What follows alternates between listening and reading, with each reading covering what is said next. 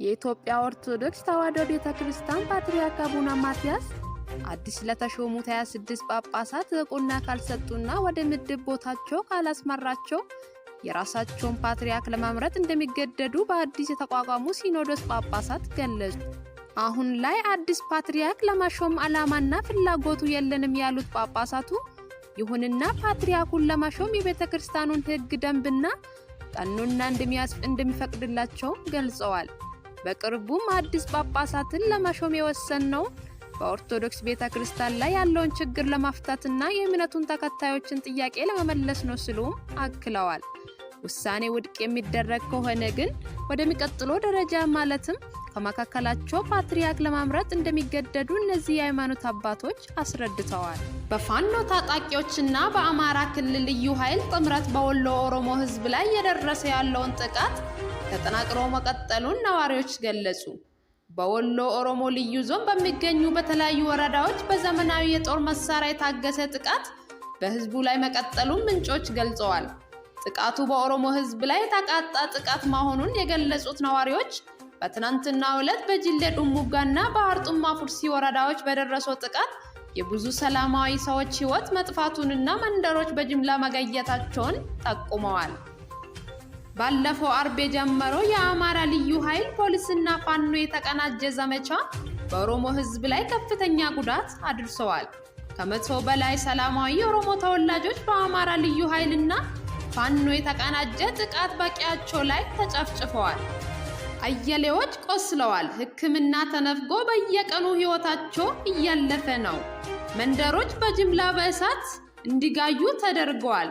በዚህ ማንነትን መሰረት ባደረገው ጥቃት በአርሶ አደሩና በአርብቶ አደሩ የወሎ ኦሮሞዎች ላይ ከፍተኛ ጉዳት መድረሱን ነዋሪዎች ጠቁመዋል። በአማራ ክልል መንግስት መሪነት የጀመረው ጥቃት አሁንም መቀጠሉን ነዋሪዎች ተናግረዋል።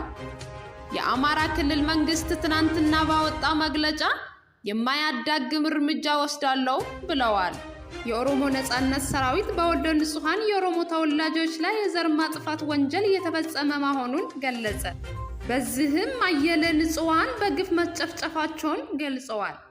የኦሮሞ ነጻነት ሰራዊት ባወጣው መግለጫ በወሎ ኦሮሞ ሕዝብ ላይ የዘር ማጥፋት ዘመቻ እየተካሄደ መሆኑን ገልጸዋል። ዓለም አቀፍ ማህበረሰብ ትኩረት ሁሉ በሰሜን ኢትዮጵያ የሰላም ስምምነትና አተግባበር ላይ ባደረገው ወቅት የፌደራል መንግስት በመላ ኦሮሚያ ትልቅ ጦርነት ማወጁን የኦሮሞ ነጻነት ሰራዊት አስረድተዋል። የአማራ ክልል ኃይል በወሎ ኦሮሞዎች ላይ ካሳለፍነው ሰኞ ጀምሮ በድጋሚ የከፈተው የዘር ማጥፋት ዘመቻ በፌደራል መንግስት የሚደገፍ ነው ብለዋል። ይህንን ተከትሎ የአማራ ልዩ ኃይሎች በሰላማዊ ሰዎች ላይ በሰነዘሩት ጥቃት አያሌ ንጹሃን ኦሮሞዎች ተገለዋል ነው ያለው። በወሎ ኦሮሞዎች ላይ የተፈጸመው ያለው ጥቃት ዛሬም ባለመብረዱ የሟቾች ቁጥር ከፍ ሊል እንደሚችል የኦሮሞ ነጻነት ሰራዊት አብራርተዋል። የጥላቻ ወንጀሎችና የኦሮሞ ተወላጆችን ከወሎ የማጥፋት ፍላጎት ለረጅም ጊዜ ሲሰራጭ ቆይቷል ያለው የኦሮሞ ነጻነት ሰራዊት የኢትዮጵያ መንግስት ለዜጎች ሕይወት ግድ እንደሌለው ገልጸዋል።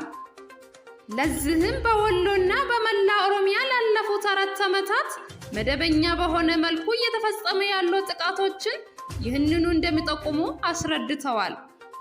በመሆኑም የኦሮሞ ተወላጆችና ሁሉም ሰላም ወዳድ ኢትዮጵያውያን በወሎ አሰቃቂ ጥቃት ለደረሰባቸው ንጹሃንና ቤተሰቦቻቸውን አጋርነት እንዲያሳዩ የኦሮሞ ነጻነት ሰራዊት ጥሪ አቅርበዋል።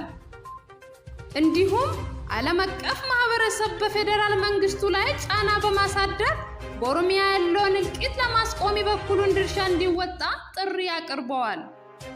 አክሎም የኦሮሚያን ሰላም በአፍሪካ ቀንድ አካባቢ ቅድሚያ ከሚሰጣቸው ጉዳዮች አንዱ ማድረግ እንደሚገባና ከኢትዮጵያ ባለስልጣናት ጋር ያለውን ግንኙነት ለማስቀጠል እንደ ቅድመ ሁኔታ እንዲቀመጥ ጠይቀዋል።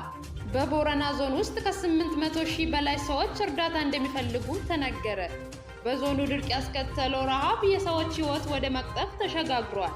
የዞኑ አስተዳዳሪ አቶ ጃርሶ ቦሩ ከድርቅ ጋር በተያያዘ ህዝቡ ከፍተኛ ችግር ውስጥ እንደሚገኝ ተናግረዋል። ለ5 የዝናብ ወቅቶች ዝናብ ባለመዝነቡ ከብቶች ማለቃቸውን የተናገሩት አስተዳዳሪው ህዝቡ ምንም እህል ላለፉት 3 ዓመታት አለማምረቱን ተናግረዋል። በገዳ ስርዓትና በእንስሳት ሀብት የምታወቀው ቦረና አሁን ላይ ህልውና ጥያቄ ውስጥ ገብቷል ይላሉ አቶ ጃርሶ ቦሩ። በ40 ዓመት ውስጥ የቦረና ህዝብ እንዲህ ተቸግሮ አያውቁም ይላሉ አስተዳዳሪው። በ2014 ይህ የድርቅ ጉዳት ለማስቀረት የተለያዩ ጥረቶች መደረጋቸውን ያነሱት አስተዳዳሪው ድጋፍ ባለመቀጠሉ ህዝቡ ዋጋ እየከፈለ ይገኛል ብለዋል። ሁሉም የቦረና ዞን ወረዳዎች በተመሳሳይ ችግር ውስጥ እንደሚገኙ የተናገሩ ሲሆን በከተማ ውስጥ ጭምር ሰዎች እየተራቡ መሆናቸውንም አክለዋል። የመንግስት እርዳታ በቂና ፈጣን አለመሆኑን የተናገሩት አስተዳዳሪው በተለይ ህፃናትና ሴቶች ዋጋ እየከፈሉ መሆናቸውንም ተናግረዋል።